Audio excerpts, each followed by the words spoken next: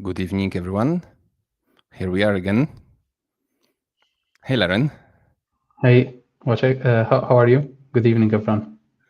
Yes, that's good evening for us, but also good morning to those who are on the other side of the pond. And obviously, I mean, if there's anybody from Australia, we also like to thank you for tuning in.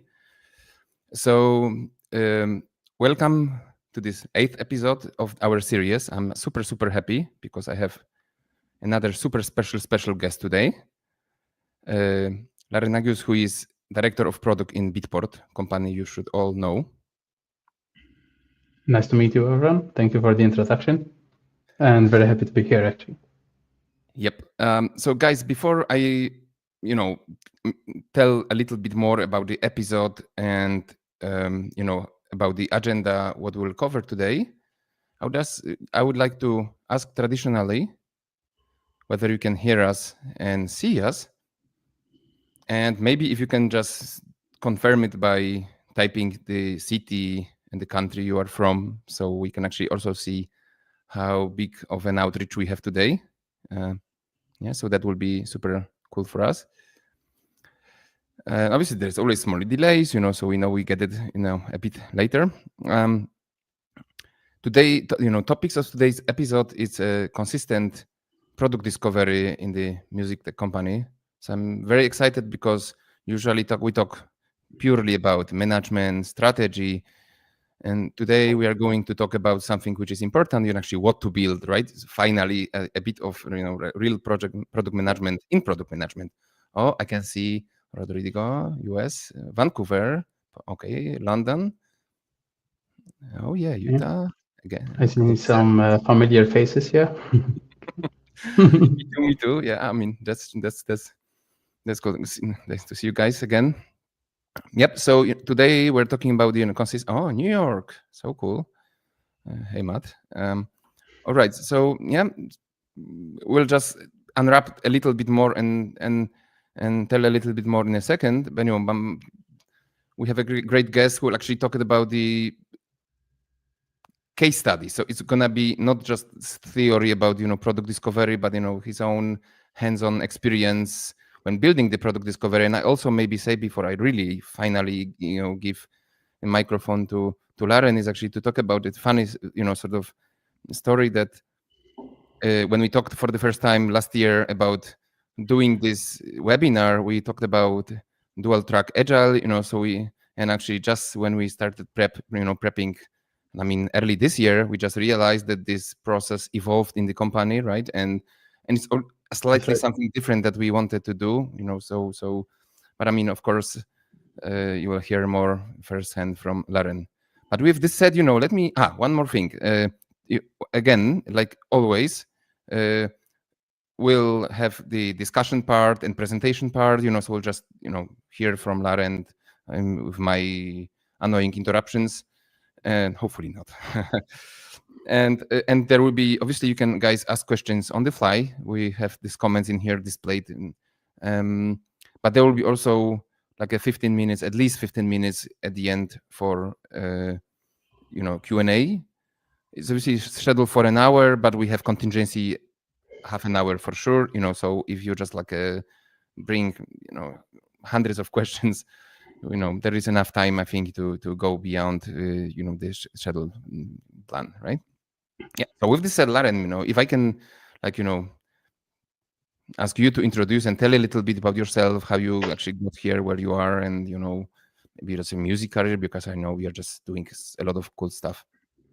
Cool. Thank you. Thank you very much for the introduction. Nice to see everyone. I see some colleagues here as well joining the session. So hello, Seb and Kev. So a little bit about me. So I'm originally from Malta. I've started, I would say my journey into the music industry started in the early 2000s when I was really obsessed about music. Started DJing. I was this little 17-year-old kid running up and down clubs trying to buy vinyl. That passion, that connection to music was always there. And I think it kept on, over time, it kept on growing, right? And then after a few years, about 4 or 5 years doing DJing full time, I started looking into a parallel career. I really always liked the world of project management, as in being a DJ. You're doing a lot of project management, meeting people. You need to have a pretty strict timeline. And at the time, making a lot of money in Malta or any money in Malta from DJing was a little bit tricky, I would say, right? That took me to London, and that's where my career in project management actually started. So I started it all off in project management, worked in a telecoms company. I was always a bit more on the tech side. I like to break things and rebuild them and understand how things work, etc. And long story short, what brought me to product management was an amalgamation of different inputs. I spent some time doing sales. That came very handy further down the line. I spent a lot of time doing project management. I think that's the longest one. Since 2010, I've been doing project management at a professional, like working in a company doing it professionally. Then, as I evolved, there was account management, business development, and all of these things started evolving into what we call nowadays product management, right? And one thing I embrace from that is all of these dotted experiences, you bring them with you, right? Ultimately, the foundations of it is you have a problem, you need to solve it within a specific time and budget, and ultimately you need to make customers happy, right? As in that's the gist of it. It doesn't matter which part of the industry in the world you work in, right? Ultimately, if the customer is not happy, there's no money, there's a problem. And then what happened to start bridging the two careers together, the music part. In the meantime, I was always DJing as a part-time on the side and working kind of during the day, uh, building projects, etc. Is I was like, you know what, I want to get serious about the music industry. I started a degree amongst few that I dropped off from in Point Blank. Point Blank was literally the the university. It's London. based in London, but I've done the course online because I was still working full time in the meantime. And I was like, all right, if I really want to merge the product management career and the music industry, I need to do something about it. And through the degree, I started learning a lot about the music industry, etc. And then it happened that there was a vacancy in Beatport back in 2019. I applied, didn't know anyone in Beatport at the time, so I just gone through the normal interview process, and here we are, right? I started in Beatport. It was on this first day when Beatport Link launched, which is now what we call Beatport Stream. So literally, I joined on day zero of the launch. It was very exciting, as in joining a company that's full speed ahead, launching a product was quite exciting, right? You get to go straight into the deep end and get the business rolling. And then from there on, I had to work with pretty much a lot of team members, colleagues, industry partners as well to make sure that the product is growing, the brand is growing. And since 2019, Beatport has grew quite substantially as well. We're no longer just Beatport music download store. We have streaming product. We have Beat Source, M Suite, Label Radar. We have also plugin boutique, Loop Masters, all pretty much part of a big Beatport group. Beatport group company serving all the needs of different artists across different spectrums and stages in their career. Sure. And what products are you responsible for right now? Because it's not So one. Yeah. exactly. So I work with a team of product managers, product owners as well. So together we pretty much manage, grow Beatport, the main store. We also have the streaming product, which is part of Beatport. We have a dedicated mobile app. I collaborate very closely with the Beatportal team as well. And ultimately, we also have M Suite, which is our distribution business, and Label Radar. So those are the products that we collectively work towards improving and making sure that we're creating these memorable experiences for customers and making sure that we consistently grow from month to month, from year to year, and making sure that we stay innovative and stay in that leading position. Gotcha. And so how big is the team that you are responsible for? So we are a team of 10 people currently. That's 10 product managers, product owners.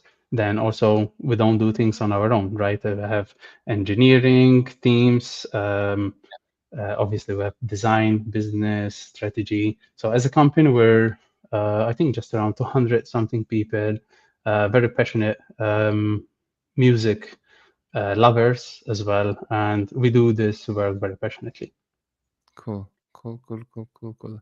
I mean, just like it's so interesting how many I mean different people actually come to product management and audio product and music product management, from different places and through different paths. So it's actually super interesting. All right, so yeah, that's so how about the music? I mean, so product discovery, right? I don't know. Can you just maybe Exactly. I think product discovery, the long and short of it is curiosity, right? There's a problem. You want to make sure that you understand the problem properly. I think that's the what brings us to a discovery, right? As in, kind of a metaphor I like to use, right? If you go to the supermarket without a shopping list, you're going to buy everything and get nothing, right? And kind of when you're building products or when you're building a feature, you need to know why you're building this product. What is the value? And you need to assess your viability, your options, and making sure that what you're building is the right thing. We all do mistakes, right? We all build things. I think I personally responsible of building products in the past that were not the right products, and eventually they end up either be a happy, lucky product launch that goes really well, or else you end up losing money. And I think the most important part, and that's why we do discovery, is to fail as fast as possible so that you don't fall that hard, right? If you spend 6 months, a year, or two building a product, you launch it and no one wants to use it, that's a bigger problem. Whereas if you launch something in 6 weeks and you realize that you built the wrong thing, that's okay, as in you learn from that and reiterate on something else. Yeah, that's true. Listen, if I can just share a thought, I think that actually came to my mind just when you talked about it, that in the music industry, generally in audio, there is actually big advantage, and at the same time, it's a also big danger, because we, as most of people that work in the music industry, are either former or still active musicians, or I don't know, some sound engineers, mixing engineers. So on one hand, it's great because we are users ourselves, and very often Yeah. we know what problems people face, right? Because we've been there, and we actually come here to actually solve problems that we saw as a user or users ourselves. But on the other hand, I think it's also a bit of a danger, because you are so immersed that I'm super excited about hearing the story, because I haven't seen a company that doing like a consistent. I mean, haven't spoken to anybody yet who is doing like a sort of consistent product discovery, and since for like I don't know 10 years already, I'm just doing some side hustle coaching and helping product teams. So yeah, I mean that's a. So I'm just trying to say that when you are passionate and inside of it, you may actually think that this is something that is not necessary, because I know the yeah, double sort of. This is I do agree with that double-edged sword. In fact, even if we had, then when we say consistent product discovery, right, I break that thing into two parts, right? As in, product discovery is a journey. What you practice 6 months ago. So you mentioned earlier dual track agile. The funny part is that's what we want to achieve. Are we there yet? No. Will we ever be there? Who knows? Is it right for us? You don't know. It's a journey. You need to be you need to have a goal. I think that's the important part, and work towards achieving that. And I would say dual track agile by the book and dual track agile or whatever the framework is in practice, it's usually not the real thing. You need to be very much pragmatic, you need to be practical, and you need to bring the team to the table. I was like, listen, this is what we try to achieve. This is the reality. This is where we are. Ideas. Let's jam. Let's discuss. Right. And then the consistency part is you need to stay consistent to achieve that goal. Even if the goal evolves as you learn more, and that's discovery, right? You might say, all right, I want to build this cool feature. And you're so passionate about it, you're blind, you're biased as hell for it. But then you start unpacking this, like, actually, it's going to cost too much, makes no sense. Then you talk to customers, and customers don't want this feature. They want maybe a subset of that feature. So you need to kind of keep the ego on the door, right, at the door, and say, okay, this is what we want. This is what we would need to achieve. How can we get there? And that's the path, right? Yep. I got it. So listen, we can see like we all agree about that. But the question is actually, so how come that you thought about some consistent process in Beatport? So if I can ask a question, what was not working, good enough? So what was some kind of root cause of you and the team picking up this initiative or a project? Exactly. So when we started this off, we knew there is a practice. I've practiced it in the past called product discovery, but what we really drilled down to, and I didn't do this on my own. By all means, I had my peers, my partners, the teams, especially. I worked very closely with the CTO. I worked very closely with the engineering team and the business team as well. And what we really needed to distill is, okay, what's not working right now? And there were a few, I would say, inefficiencies and issues that we were facing. Every company, every team will face similar issues. That you want to achieve predictability, you need to be consistent, right? As in that's kind of a key word here. As in you need to have a roadmap that's viable, that's manageable, but at the same time, you need to build it at the right price, at the right cost, and make sure that you have a good return on investment. So that's where we started. It's like our goal. So you felt like there is a field of improvement, simply speaking, Exactly. right? In this realm, that you're just not getting enough predictability and cost efficiency generally. Yeah, that's Exactly. That's what we really needed to achieve. It's like I think a common problem I faced throughout my entire career, I think so far, is okay, we need to achieve this quota. Then you just jump straight into it. Especially this, I was very guilty at it in 2010 when I started. It's like they throw the problem, let's jump in it. But then you start finding anomalies along the way, things you didn't think about, etc. And when you're working together as a team and you're using that collective thinking process, right? As in us two, we think very differently, I'm pretty sure. But if we have the same problem, we're going to bring our own experiences, our biases to the table. And then from that, you can start identifying what is the best path to go to.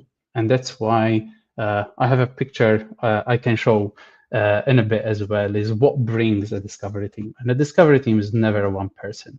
You can never do this on your own. It's a teamwork. It's literally like a football team, right? Or I don't know, any other sports team. You need to work together to achieve that common goal. Yeah. That's true. But listen, if we can just like a drill, I know, like a bit like a of a policeman here. So when did it happen? So when you said, I mean, there was like a consensus on the team.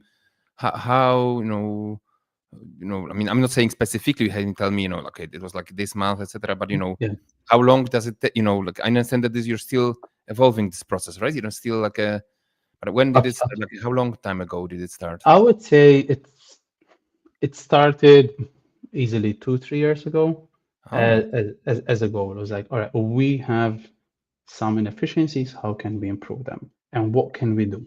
And what we started doing is setting small incremental goals, right? And you implement the process, you see how it's working, it's not working, you reiterate. Um, and so what was the initial process? So what was the initial process? I think the initial process was let's get together, trying to understand and put a process together just to create a little bit of a common path that all teams can understand and see how we can better articulate what is the business case, what's the problem. I would say the initial process was quite quite long actually, and it started creating bottlenecks. And one thing we started doing is we kept on reiterating, and this is exactly what I mentioned earlier. You need to be humble. You need to understand what your weaknesses are, and if you're stuck or you're finding that something is not quite working, you need to be in a way agile enough to say, listen, this is not working. What's not working? Collect feedback and improve. And eventually, what we found out is we started with a very big process, and the end result now it became a much slimmer, leaner process that's easier for everyone to understand. And things started to work, especially now they're working quite well. There's a good cohesion. Why? Because everyone is collaborating together. And Okay, okay. it's a journey. And I'm pretty sure if we meet 6 months from now, things would evolve, things will become a lot more different because we're adapting. It's like a living organism at the end of the day. I understand that the teams work in Scrum, right? So I mean, even at the moment when you started, it was kind of agile. As a teams, we always worked in a mixture of Scrum and Kanban in a Mhm. way. It's down to the team to decide what is the best.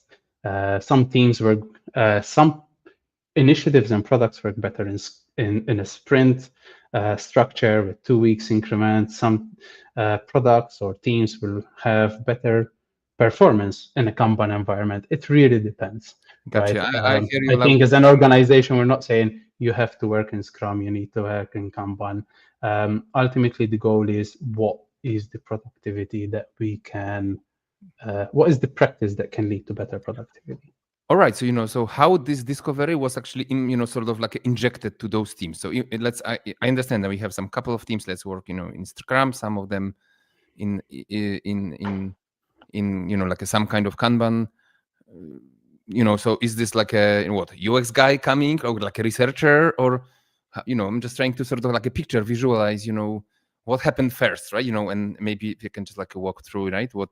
How did sort of yeah, I can see that you have some to show some pictures, right? Yes, let's show this. Let's show this image. So, I think like what's important in a discovery team, right? Is as we mentioned earlier, it needs to be a collective, like the collective thinking. Everyone is working together.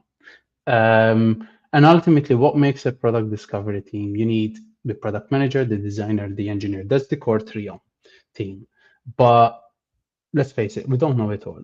No one knows it all, right? So you need to bring your inputs, different inputs from different teams. It depends on the problem, right? Some problems are small, simple. You might have that inherent knowledge. You can move faster. But the larger the initiative gets, the more people you need to get. And actually, when I was searching for an image, was actually going to create an image. But honestly, I've seen this one. I was like, this is perfect, right? As in why? Because you need data scientists, you need subject matter experts. Probably that's the most important part, right? Because if you're building something that's complex, and I think within the music industry, we might step into some very complex parts. of the industry, especially when it comes to royalty reporting, for example, that you need that subject matter expertise to give you the full picture, to really understand what's going on, what are the gaps that we have, how can we fix them, and you need to pair up with, I would say, what we have on the right hand side of the screen, the customer support, success, marketing, user research. All these inputs are really important. Without these inputs from different team members, you might end up either solving the wrong problem or getting stuck because the problem becomes too complex, etc., and you won't be able to distill it into something that's tangible, right? And I think this is the most important part, and this is something that we're continuously learning. And I would say this is something we should all embrace, right? Learn and be okay to fail. It's okay to fail as far as you know where you're still going, right? The goal in mind is very important, though. And one thing we find more often than not is you might start with a very big problem, then you start doing the discovery and you start breaking it down into smaller initiatives that's much more tangible.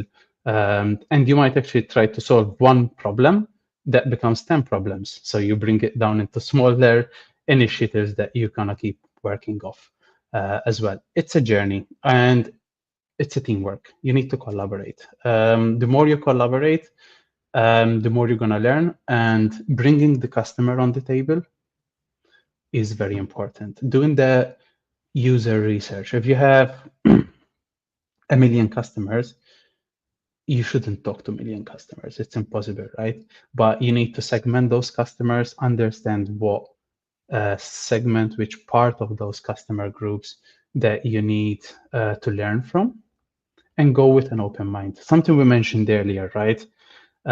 When you have your own biases in a way, right? You're going to come in with that inherent bias.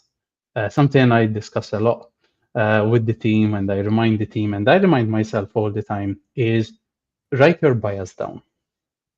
It's hard. It's really hard to do this part, actually. Oh, no, we have no bias. No, of course no. Exactly, because we're like, what's my bias? I don't have a bias, as in that kind of inner voice, right? Write them down. Understand what your biases are, and then work through them.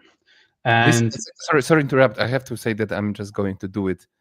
Maybe not today in the evening, but I mean, I like this the idea so much. I feel like I need it so much, So that would be my first exercise in the morning tomorrow. Like I take a piece of paper and write and I'm just like super biased person. I have to say that's. But as in, I do it. As in, I have my digital notebook here. I write my biases down every now and then, and actually, it helps me, particularly, especially if I go to a meeting or a topic that I know really well, right? Memento mori. Exactly. When you know where your bias is, you're going to listen more attentively to different opinions, the different inputs that you're getting even from customers. And the best way to practice it is actually talking to customers. From my experience, talking to customers helps you balance your biases out. Yeah, that's a good one. You see, can I just two things? One thing is I can see a small reminder to everyone that you can see in the chat link to our newsletter, so you'd like to get notifications about the future episodes and articles. Laren promised to write one also when he actually is post lunch, because he's just in the middle of the lunch right now, right? So he just turn off the Slack, so we can already chat. But yeah, I mean, just so that's, guys, you can that's mostly like articles, those webinars. We do have some short product management tips. I mean, short product management, product marketing, product design, all related to audio product management. So feel free. I'm be super happy. We're just trying to build this community, and also for the reason I didn't want to interrupt you in the very beginning, but you mentioned how to get into the audio product management and studies, etc. So also our mission is actually to create a resource base. So for people, first of all, those who want to join, to be able to join, and those who let's say master their skills, they can work with the veterans industry veterans, right? And actually get some support. I mean, probably even veterans, everybody needs some upskill from time to time. Absolutely. I know that there are some people who have a bias, like a too cool for school, and it happens too. Yeah, but I mean, but anyway, so that's a like a small interjection, and I just wanted to come back, and because I'm just trying also like a decompose what you're saying, or like a picture this in my mind, and I hope that's also good for others. So I can say, okay, so I got it. So we have a like a delivery teams, like a agile delivery teams.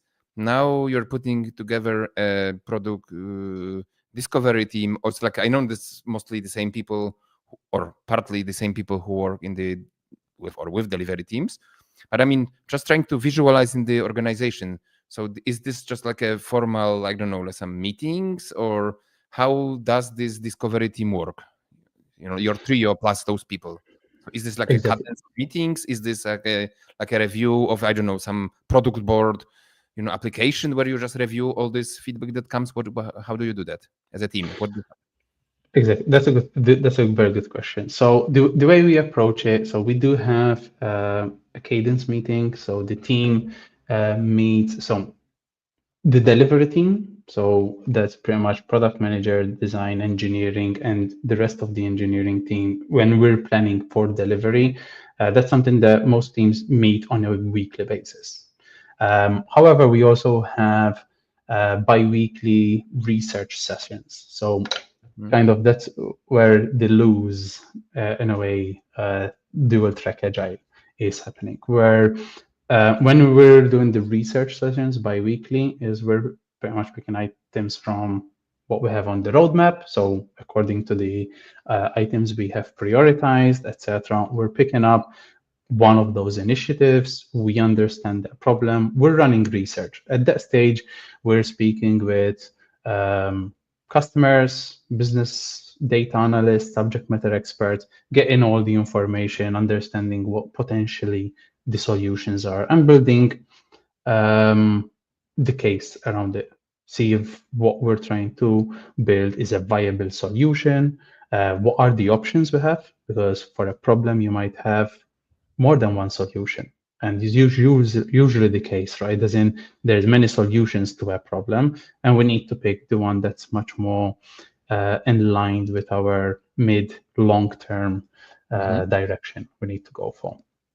At the same time, once work is approved, we know what the solution is. That's where the second phase of the discovery, when we're planning the work to be delivered, that's where this team starts working and breaking this problem, the potential solution that we identified, into a plan. So writing the epics, the user stories, getting a high-level budget in place. I think that's a practice we definitely started later last year, is identifying what the budget is of an initiative. Is this something that's going to cost us 50K or 500K?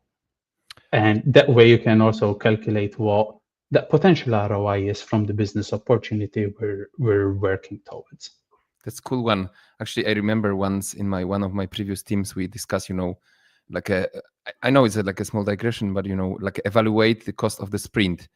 So simply, there was so much bias and people want to do everything. Let's say, as an exercise actually to humble ourselves a little bit, we say, hey, listen, this is all the engineers we have, and and our designer, and sales and marketing involved, etc. In some of those meetings. So we just like calculate, the cost of the release and break it down to sprint. We could actually evaluate what is the cost of the sprint, and are we burning cash, or everybody was just a little bit more, sort of cautious, right? To take hasty decisions, right? And because absolutely. I think, let's face it, the reality is we all want to build cool things, right? But cool things not always make money, right? As in, that's the reality we live. And that is, I think, our job as a product manager and as I would say, a discovery team, when we're working all together, right? To assess the cool and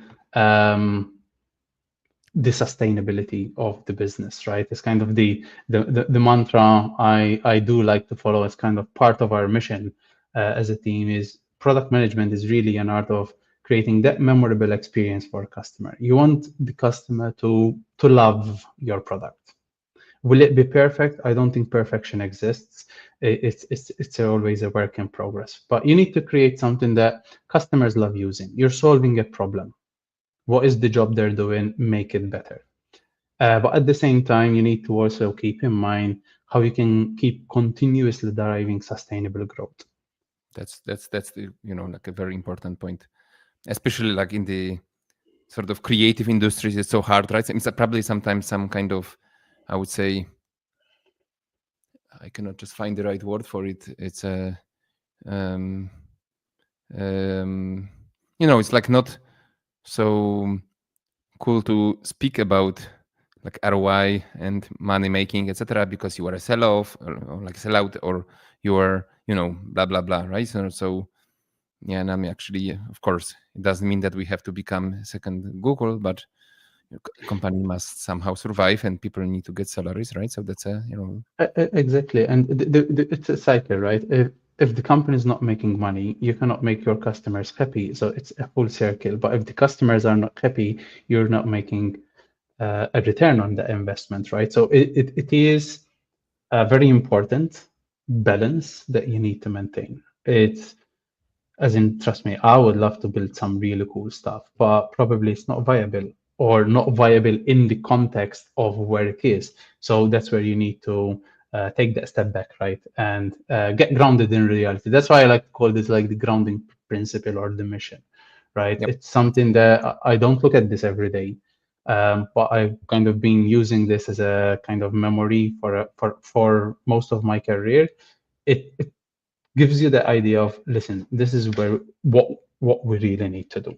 Yep, And if you're not doing something for the customers or for business growth, and it's fairly measurable as well. This, if you really break down what is memorable experience, break down those memorable experiences, as in um, playing music in front of an audience. That's a memorable experience. How can we make sure that we get that right music in front of the customer so that the customer can go and make the dance floor shake? Then they make the dance floor shake, they're gonna come back and they're gonna keep finding more music. And that's one part of the journey that we built for example. True. But listen, can I just like go back to Mhm. the decomposing, let's say, big Absolutely. problem, like you're using your expression, like big problem into small problems. So okay, I got it. So we have delivery teams, we have a Mhm. bi-weekly discovery, but you actually pointed something very interesting. That you say it's more about like finding like the right solutions, and there is taking something from the roadmap.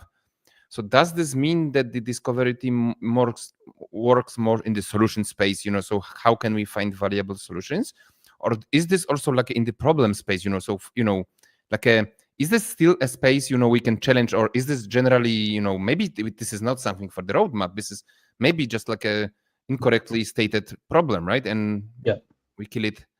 Uh, exactly. I think this really depends, right? Some problems have a very clear solution. So you're going to go straight into that solution space. But you need to be both in the opportunity, the problem space, and the solution space. As in, I would say right now, I cannot share the details, obviously, right? But right now, different teams are working in different areas. Some teams are exploring an opportunity, understanding what the problem is, and we're not even close to doing the solutionizing right now. But we've done a solution to another problem, and there's a team working on building the solution while we're researching what the opportunities. But then there are some things that are fairly, let's say, compliance related, that there's a very clear problem, what yeah, you need that's to that's, do. that's You I go got. straight into that solution space. Yeah. You select clearly from the law or something. So, I mean, is there a way how you can? Because I know that, I mean, at least from my experience, that it's very easy to skip the problem space and jump straight to Yeah. the solution space. So, is this any, let's say, framework? And by framework, I don't mean anything heavy, but something, way you can actually, let's say, maybe like some kind of like a phase of an idea, or like a, like some kind of maturity stage, so you can say, oh, this is still like an early, like a problem analysis stage, like a business analysis rather than solutioning? Is this like do you use any kind of Yeah, labeling of exactly. those projects? I think maybe we can go through the couple of slides I prepared just to start breaking down and kind of identify where you are, right? So I think you need to always start. It doesn't matter if you're in a problem space or a solution space, right? You need to start by understanding what the outcome, what are you trying to achieve and why, and what is the problem that we're trying to solve. They go very much hand in hand, I would say, right? Then to really get started, like in a fairly structured way, and by all means, they don't happen in this order. They can happen in any order. I listed them in an order. It's easier this way. So you need to start by documenting your goal. What's the goal? And that's when you're defining what your outcome is, right? The outcome is a goal. So, for example, one of the outcomes can be, I don't know, jamming off the top of my head right now, acquiring new customers by providing personalized recommendations, as an example, by X%. That's an outcome. That's the goal as well. But what's the problem? Personalized recommendations. How can we do better? What do we have? What we can improve? That's where you start organizing what the opportunities are, right? So once you understand what you're trying to achieve, every product manager, every team should have a list of potential opportunities. And honestly, I've written here, go whatever works. It can be an opportunity solution tree, a spreadsheet, a piece of paper.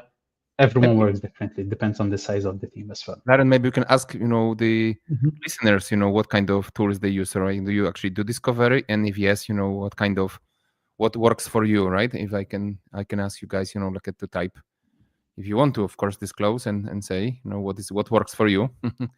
Yeah, so we can continue. Maybe they will just write something Yeah, down. absolutely. As in, for example, for me, what works well with my mental model, right, is an opportunity solution tree. It's a very simple exercise where you list down pretty much what your opportunities, what your solutions are. And I think the driving force for this is talking to customers, understanding your analytics, your metrics, etc.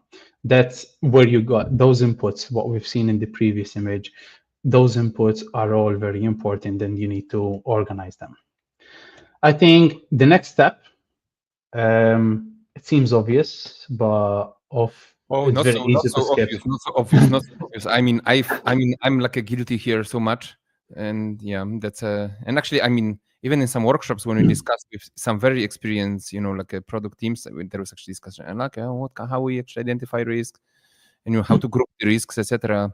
Yeah, okay, so True. It's and honestly, the first question is the one I really love. Actually, what can go wrong? And that's probably the question that induces a few minutes of silence on a call because everyone goes deep thinking. Some risks are very obvious, like what can go wrong. Some things can be very obvious, but some things you might even not know what can go wrong, maybe 1 week or 2 weeks within a discovery process. And I think it's also very important to identify the risk of not doing nothing. So if we do nothing about this opportunity, what's going to happen? What will our competitors do? How will the system behave? Are we going to break the performance, for example, etc.? So that's I think this is one of the most important. And I think the most important of all of these, and this will come a bit later in the process, but you should start because it forms your goals, is what does success look like? And this is easier said than done.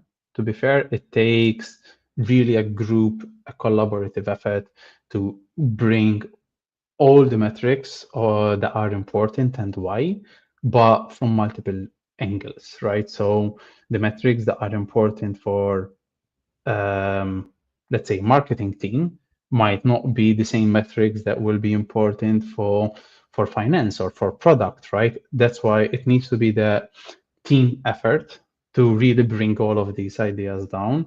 And in a way, harmonize them. This is something I would say you need to be consistent at.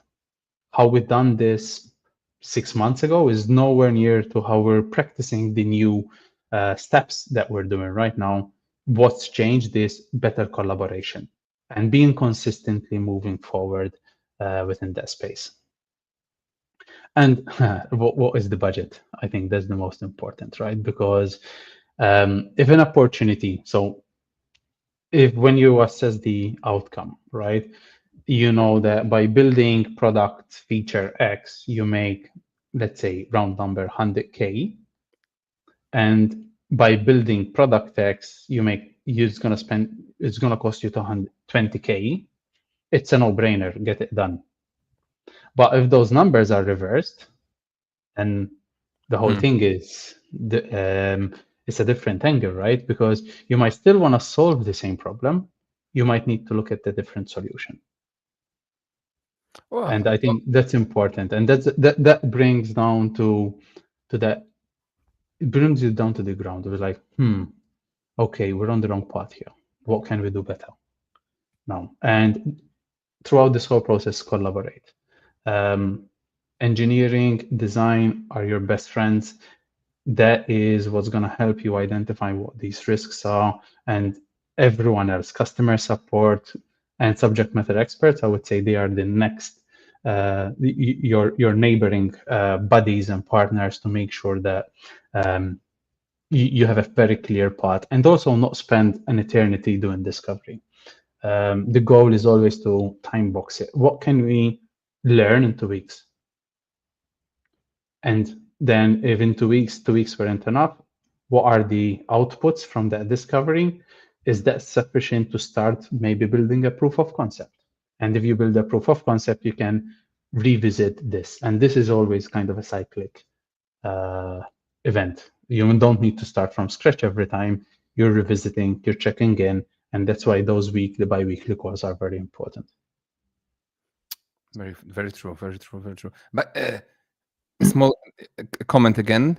There is also a link to we have a community when actually Laren is also part of, so you can join this actually Facebook group.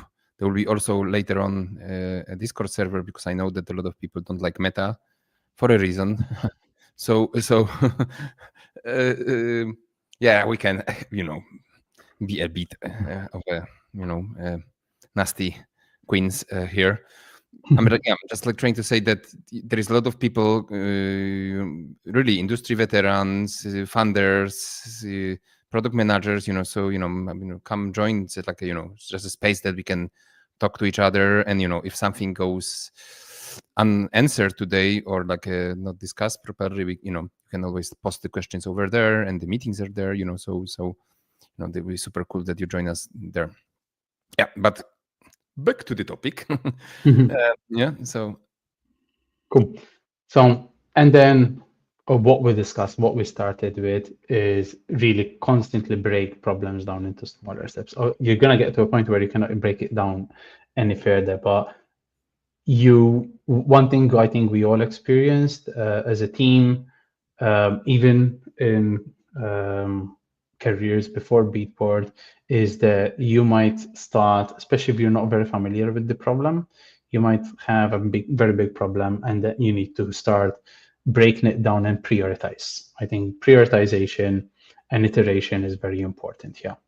Can I just say something? It's actually, when you say, because you mentioned many times this breaking down products into pieces, and I'm not sure if you heard about this one, because it's not very popular in the software, let's say, space, but I came across, I was actually at some point actually pretty excited by the it's called methodological trees. Actually, yes, it's nowadays not very popular, but its origin is Soviet Union. But it's actually like a system engineering, so to speak, right? You not so you know, but just for everyone, it's actually interesting. Generally speaking, system engineering as a concept, right? So even though the methodologies may be a bit just overkill and complicated, I would say that me studying those, and actually they're just if you're just doing hardware, and I know there are people who do hardware, so it's actually perfect, right? Because you can decompose systems into subsystems and, you know, properties of special components and functionalities, how they sort of like interact with each other. So it's a, even if you don't use it per se, like a very, you know, like a, I take specific tools from this methodology, even learning system engineering can be super cool because you start thinking as a, like, you know, I mean, I would say like in this area of product discovery, right? You always look at the problem as a subsystem of smaller problems that are tied together into some kind of knot, right, so to speak. Yeah. True. Very interesting. I'm not familiar with that methodology in practice, but I will definitely look it up. I think we can all learn something how to kind of systematically improve things, right? Yeah. I mean, I would say that, you see, I mean, I don't use it anymore, so to speak.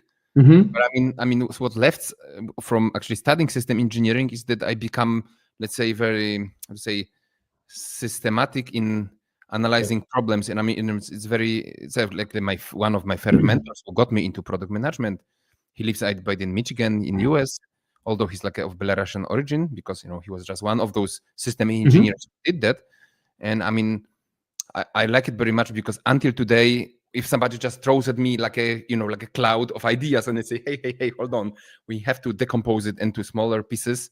And it's just like a It's way very important to think because of this sort of trainings or sort of like a time that I spend with him. Yeah.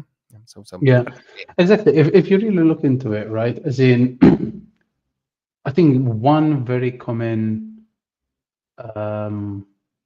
emotion or feeling that comes up with this is, you when a problem is too big, you feel overwhelmed, and when you're overwhelmed, you're at risk in a way of getting paralyzed to an extent, right? So when you start decomposing, as you mentioned, you start becoming a lot more acquainted with that problem and really becoming more friendly with it in a way, right? And be able to tackle it better because then it's much more tangible, right? And in the long term, you still achieve the same big overwhelming problem, but you were fully, or let's say mostly, in control in getting this moving in the right direction. And it might be totally different how you first anticipated it when you heard about it.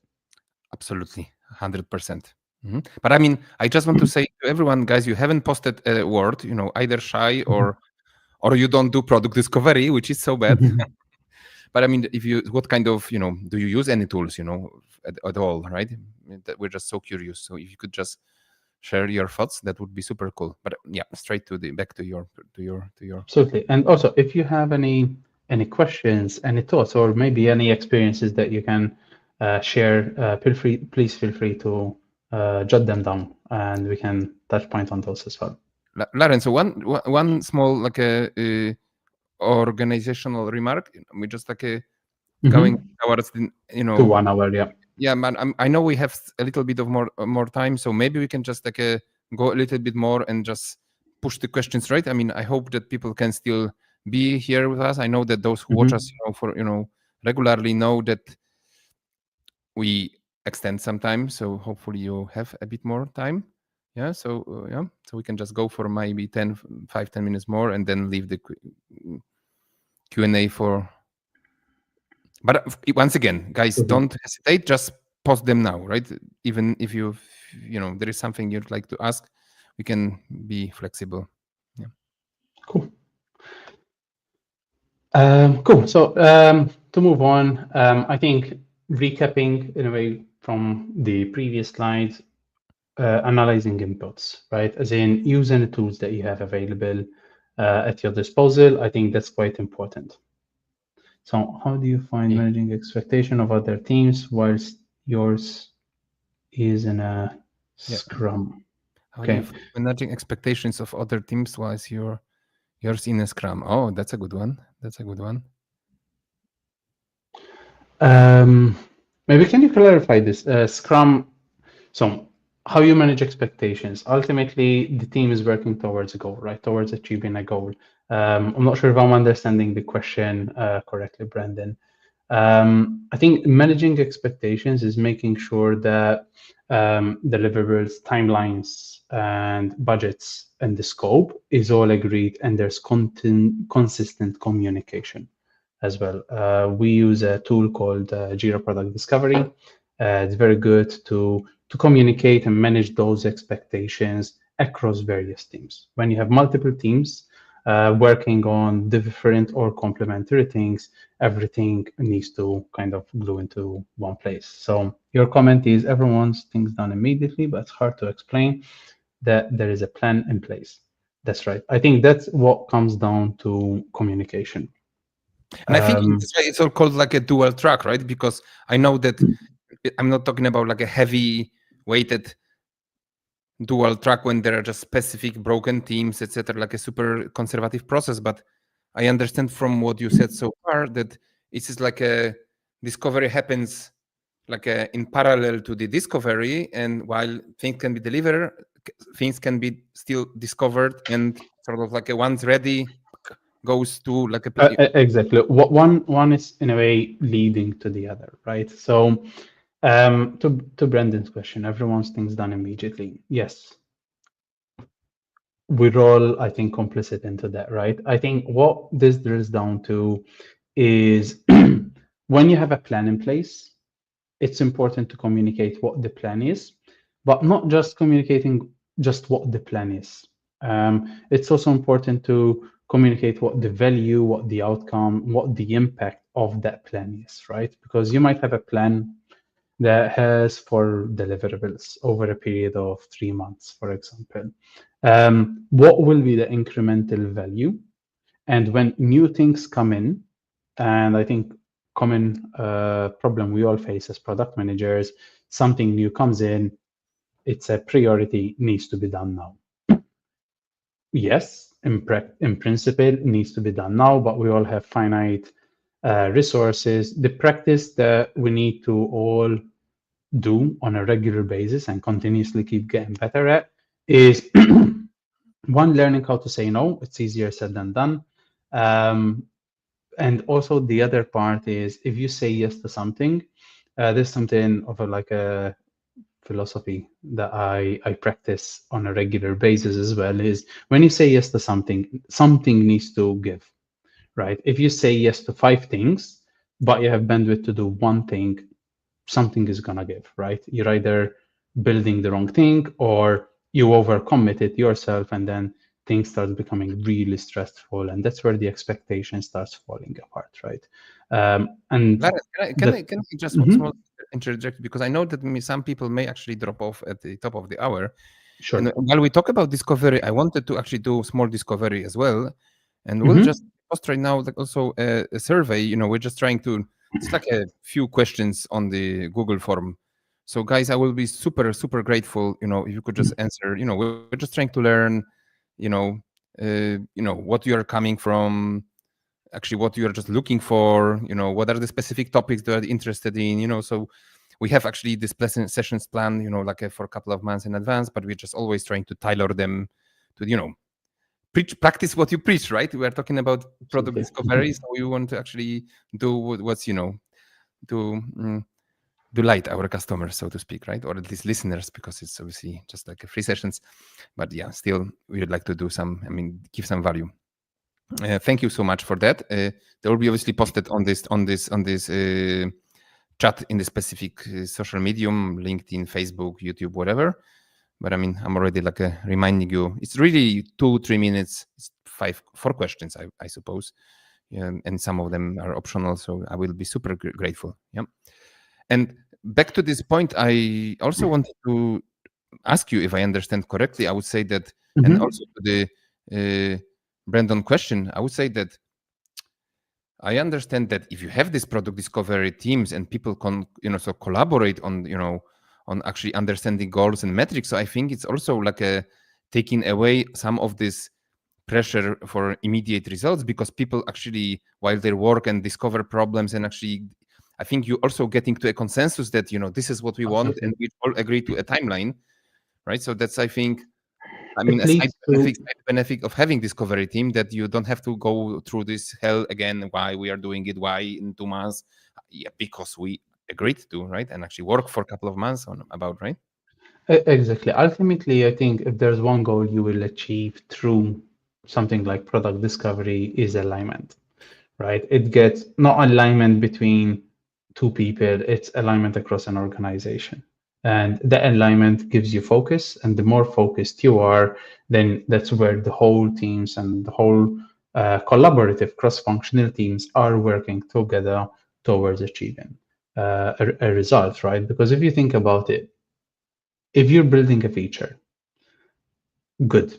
We all like to build features. That's why we're here, right? But if your marketing team is not aware of that feature, no one is going to use that feature, right? Because you're not communicating it. And these two things, especially when you're doing the discovery, you have the delivery. But then when delivery is ready, as part of the discovery, you have started outlining what a go-to-market plan should be. How are you going to communicate this to the customer? Which customer segments this feature will resonate better with? And that way you start aligning a lot more cross-functional teams towards the same goals and objectives. Kind of alluding to what we were discussing earlier, what success looks like for different teams. That's why collaboration is very, very important here. Laren, so I have a question here. So Mhm. coming back to I mean, that actually is related to the beginning of our conversation. Did you have a pushback or some kind of doubts in the organization about creating such a process? Because we all sort of agree that in the music industry and audio, professional audio, we tend to be biased and actually know what our customers want because we are them too. So we may not actually need such a robust and like a consistent process. So will there be any at the beginning some kind of doubts? Do we really need it? Is this important? Or I this was think very beginning? Yes, we want to do it. I mean, no, I will be lying if I say when product discover was discussed, everyone's like, yeah, awesome. It's a matter of building that trust, building that momentum, right? And the way we started is, did we start it all at once? No, we started with one team, started practicing small, introducing the process slowly with one team, see how it works at a small scale, get those lessons, and start expanding as well. That's why when in the beginning I said it was a 3-year journey. Why? Because these things, when we're building a habit, right? Habits take time, practices take time. It's like going to the gym, right? First time you go to the gym, you cannot lift 20 kilos probably, but you do that consistently, 1 kilo at a time, you might get to 20 and 25 eventually, right? That's why when we discussed earlier, consistency is change is the only constant, let's face it. And product discovery is change. And you need to be consistently driving that forward and be open minded, right? As we did with any survey, right? You need to speak with the team, you need to get those inputs. Thank you for joining, Brandon. yep. Uh, Guys, I mean, do you have any? I mean, once again, I was just like chatting because it's so cool. But I mean, do you have any questions? So like maybe I mean, do you mind, Laren? Maybe we just stop here and we can actually like Absolutely. yeah, Mhm. and actually because I'm just like afraid that people are so quiet and maybe you have some questions to Laren. There's actually yeah, you see like a long journey and a lot of interesting things. I mean, still have a lot of questions, but I don't want to simply like take over the space. Yeah, so. Yeah. In the while questions come, I think one thing as a reminder, right? Something to keep in mind is don't take too long to get started. Just get started. Like every beginning, it can be quite chaotic, right? And that's a normal place to be. As far as you have a goal of what you would like to improve, and you can call it discovery, you can call it whatever resonates better with the team, as far as that goal of understanding where you are and have fun doing it. I think that's the most important Yeah. part, right? It's having fun doing um, what you're building, right? Is in eventually when you build something, you should be really proud of that thing that you've built, really. Yep. So I have a tricky question. So can you like talking about the outcome? I mean, can you like say compare? You know, what were the outcomes before launching this process and right now? Can you see the difference? Can you see improvement? I don't know, like improved ROI, more predictability. You mentioned that it was the reason by Mhm. launching the process. Can you Yeah. already see the result? We've seen almost immediate. R- Immediate maybe is the wrong term, but we did see an immediate difference from things that we've done discovery to things we didn't do discovery. There was actually a feature. I won't share that much details, but um, we strongly believed it's the feature that will kill. The Um, the feature. It was the feature, but in theory, it wasn't the feature, right? Because when we started doing discovery, we realized, oh, this is very complicated. We went on the wrong path and we parked it. Why? Because it was going to be expensive, the ROI didn't really make any sense, etc. Fast forward a few months, 7, 8 months, I would say, we revisited that same feature, the different mindset, because we learned in the meantime, we've done a lot of different practices. And we identified that we can actually deliver that feature in a much more viable approach through a different method. So even though something that we really strongly believe it was the feature and it wasn't that much of an impact if we launched it at that time, either technology limitations or our products were not quite there, we revisited later and then we started building something that literally will cost less than a fraction of the Mhm. original estimated price. I would say that's a good one of those early good metrics because if we went on impulse and just started building it, probably we'd have sunk 100K in building something that will be collecting dust after a couple of weeks. Whereas through revisiting, rethinking the problem and the solution, we found something that's much more tangible. But you know what? I mean, I actually find this rule super applicable in my private life. I mean, just I noticed so many times in my life that I wanted to do something for some reason because it was too complex, or I was like a super impatient to do something. And then I just realized, then I waited, actually everything gets so clarified. And actually even the opportunity window was so great for something. I just have no specific example right now in mind. But I mean, honestly, it's one of my, I would say, major principles in life, so that there is always time for everything. And I call it like a magic glue, because if you just force things, they tend to, just life is too hard. And sometimes Yeah. you go with the flow, and actually you still work hard, but you actually navigate, you're just in the right place and right space. And what you're saying, it reminds me of that, right? So you actually, yeah, it's just, Uh, Exactly. I would say it shouldn't be too different from what we do at the day-to-day life, right? If I always operated with one thing in mind, right?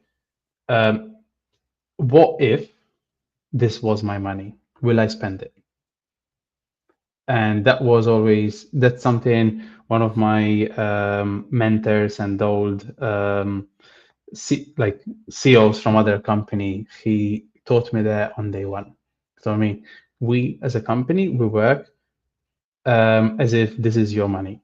I was like, can you do that? And that was what got me the job at the time. here's the problem, Laren. Here's the problem. We are nerds. I mean, and all the people listening, probably they're crazy nerds who would actually spend it anyway. And this is where problem is, right? Say, oh no, that's cool just because it's cool, right? So it's having it, it's still, that's, I Yeah, think, the coming back to the original point. But guys, once again, exactly.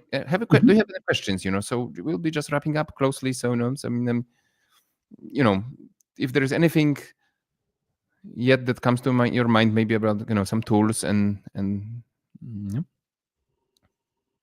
Mm. Yeah, but yeah, sorry, I mean, just interrupted you, Laren. So No yeah. worries. Cool. I think there isn't any questions. Do you have any questions from your side? Well, I mean, still, I have plenty, but uh, yeah, I'm just like a.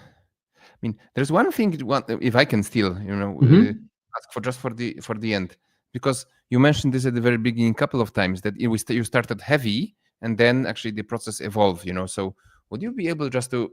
Oh, actually, there is one. Okay, time-wise, how much time does a discovery cycle take? That's a very good point. I think my recommendation here is time box it, right? In practice, anything between 2 to 3 weeks is a good time to do discovery. You can easily get into a trap of doing discovery forever. You should be doing continuous discovery, but maybe not always on the same problem, right? As in, you need to identify a problem, do time box it, see what works with your team. Some discovery is simple, you can finish it in 2 weeks, for example. So help me understand. You're saying 2-3 weeks, like like a cycle on one problem. That's what you're saying. Correct, yes. And the artifact from that will be the solution. It can be either a light PRD or an understanding of what a cost-benefit analysis will be from that particular problem.